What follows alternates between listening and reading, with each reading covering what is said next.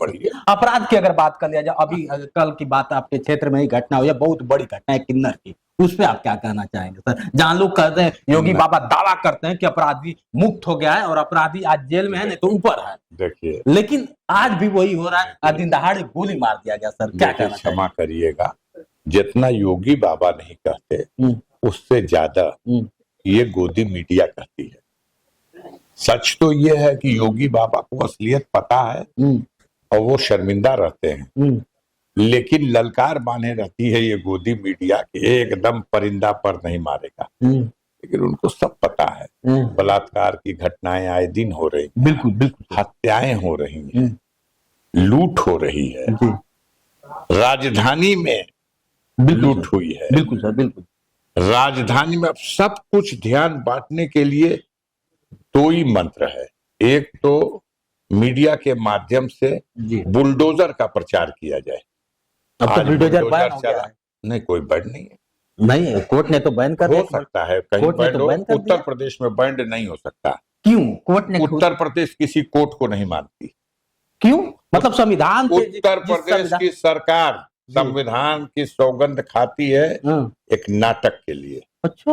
हाँ, और अपनी मनमानी जारी रहेगी उत्तर प्रदेश सरकार की, चाहे कोई कोर्ट ऑर्डर पास करता रहे।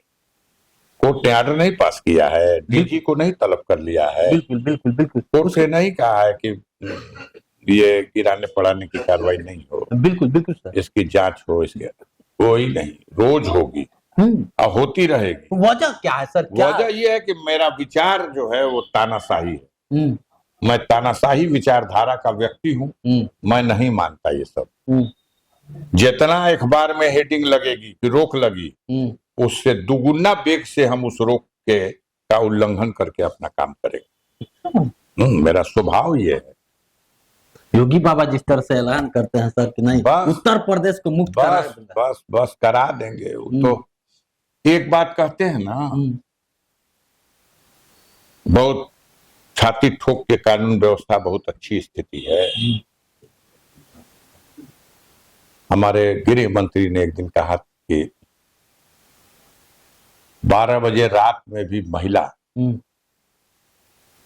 सोने चांदी के आभूषण से लद करके भी अकेले वो पैदल चल सकती है, कोई उसको भय नहीं है। ऐसा हमने वातावरण किया है कानून व्यवस्था का। हम आपके माध्यम से कहेंगे कि उस महिला को छोड़ो और उसको सोने चांदी से लदने की बात भी छोड़ो। आप देश के गृह मंत्री हो, जनता में आपकी कहां कितनी औकात है, इसको पैमाने को नापना हो तो अपनी उस सुरक्षा की फौज को हटा के अब 12 बजे दिन में सड़क पे पैदल चल के दिखा दो। अच्छा, जनता आपका खैर मकदम करेगी। बड़ा चर्चा, फूलों की पंखुड़ियों से सड़कें भर जाएंगी। बिल्कुल, बड़ा चर्चा में थे, फैशन बना दिया। संविधान जो लिखता है उनको कह दे कि अम्बेडकर अम्बेडकर अम्बेडकर, ऐसे नाम लिया जैसे मजाक उड़ाने का बिल्कुल अद्भुत एक दृश्य था। ये हैं लोग ड्रामाबाज किस्म के लोग, उनको पता नहीं, अगर देखा जाए तो अंबेडकर साहब के उनके ज्ञान को, उनकी पर्सनालिटी को जहां दुनिया लोहा मानती, बिल्कुल उतना पढ़ा लिखा व्यक्ति, बिल्कुल, लेकिन जो पढ़ा ही लिखा नहीं है सीधा कहते हैं कि अगर कैसे कदर कर सकता है। ऐसे जैसे नहीं कहा होता है कि नहीं, अगर स्वर्ग में जाना है तो स्वर्ग के ठेकेदार हैं गृह मंत्री। अगर ऐसा देखा जाए तो इनके बातों से नहीं लगता है सर कि अगर स्वर्ग में सीढ़ी लगाना है तो इनसे संपर्क किया जाए, तभी तो आदमी स्वर्ग में जाएगा ना। क्या संजय शेरपुरिया सीढ़ी लगा के चढ़ गया था स्वर्ग में जाने के लिए, बड़ा प्रचार होता था, मीडिया भी खूब लिखता था, और 20 चकवा गाड़ी लेकर के जिले में का तो कोई बेरोजगार ही नहीं रह जाएगा, इतना रोजगार बांटने आए हैं जी। यहाँ तो किसी का प्रचार आप ही तो करते हो, किसी को विकास पुरुष बनाते हो। बीएसएनएल को जहन्नुम पहुंचा देने वाले मंत्री को आपने विकास पुरुष की संज्ञा दे दी। अब बीएसएनएल किस तरक्की की सीढ़ी पे खड़ा है, उसके आगे कोई सीढ़ी नहीं है, बैकुंठ में जाना है, बिल्कुल बिक रहा है, खत्म हो रहा है। टाटा बेचारे नहीं रहे, जाते जाते वो भी कई हजार करोड़ रुपया उसमें डाल गए कि शायद बीएसएनएल सुधर जाए, लेकिन बीएसएनएल को ऐसे निचोड़ा गया है। हम जिस विभाग के मंत्री हैं, बिल्कुल सर, और हमारा विभाग फुटपाथ पे आ गया, और जो जियो है जिसकी कोई पहचान नहीं थी, वो आकाश की बुलंदियों में पहुंच गया।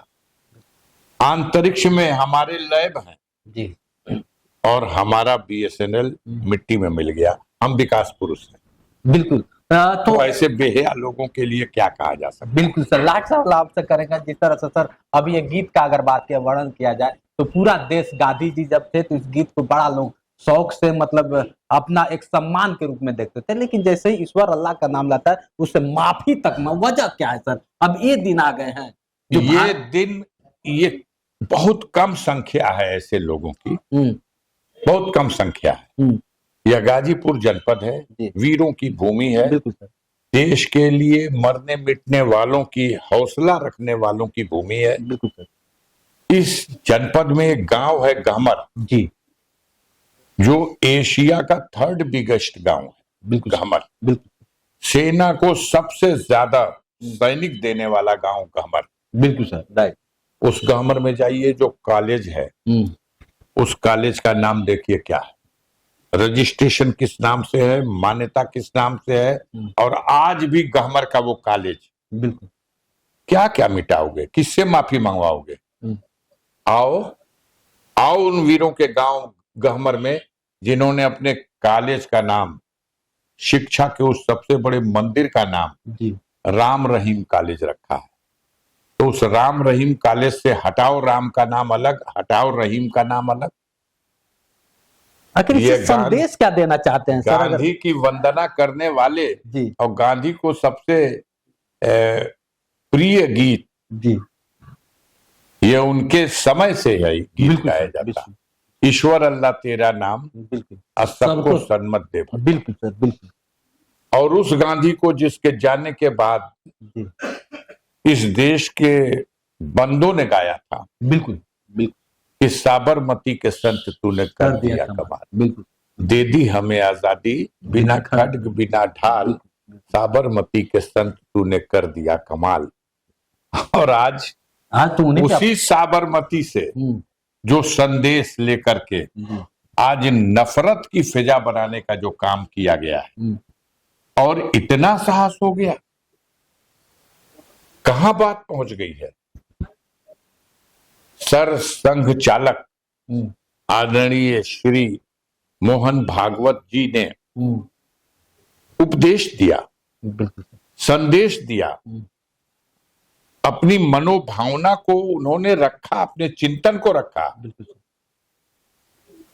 और ऐसे लोग जिनका कहीं कोई अस्तित्व नहीं है, नकली आडंबर लगाए हुए लोग आज किस तरह कमेंट कर रहे हैं मोहन भागवत के ऊपर।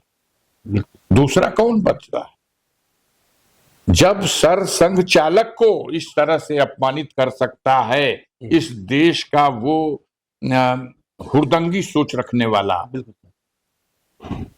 आप बताइए। हम तो आज तक ही जानते हैं कि सनातन धर्म की 4 ही पीठ है, और हम जानते हैं चारों पीठों के चारों शंकराचार्य को पहचानता भी हूं, जानता भी। ये 5वां शंकराचार्य कहां से उतरा गए हैं?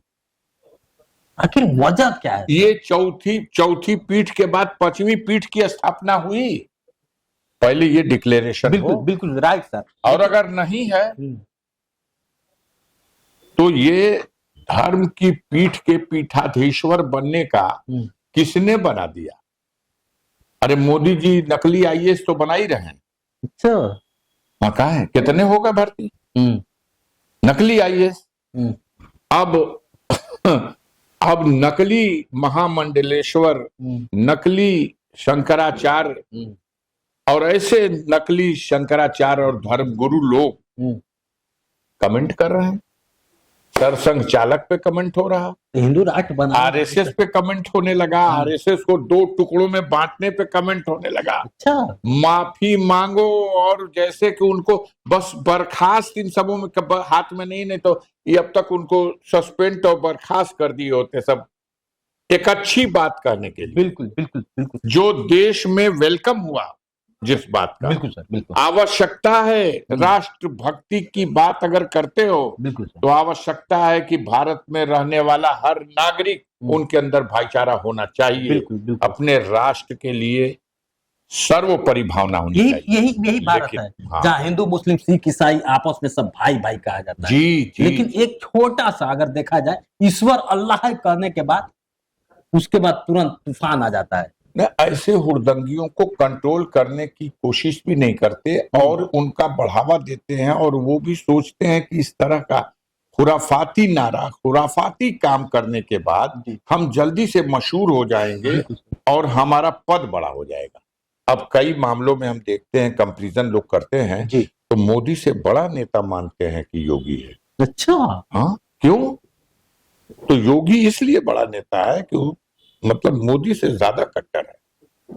अब यही मापदंड है। बहुत बड़ी बात आप कह रहे हैं। अब आप समझ, बिल्कुल सर, आपने समय दिया, बहुत अच्छा लगा। सोचिए कितनी बड़ी बात है, कितनी बड़ी विडंबना ये भारत है, जहां लोग कहते थे, और आज नहीं, जब से देश आजाद हुआ तब से लोग कहते थे कि हिंदू मुस्लिम सिख ईसाई आपस में सब भाई भाई। लेकिन आज जिस तरह से एक एक वाक्य को लेकर देखा जाए तो विखंडन की तरफ जा रहा है। आप लोग का क्या राय है, कमेंट करके बताइएगा। जिस तरह से सांसद साहब ने अपनी बातें रखी और इनके बातों से आप लोग कितना सहमत है, ये भी कमेंट करिएगा। आज के लिए इतना ही। बने रहे वीडियो के साथ। मैं हूं जितेंद्र और आप देख रहे थे जोश एक्सप्रेस।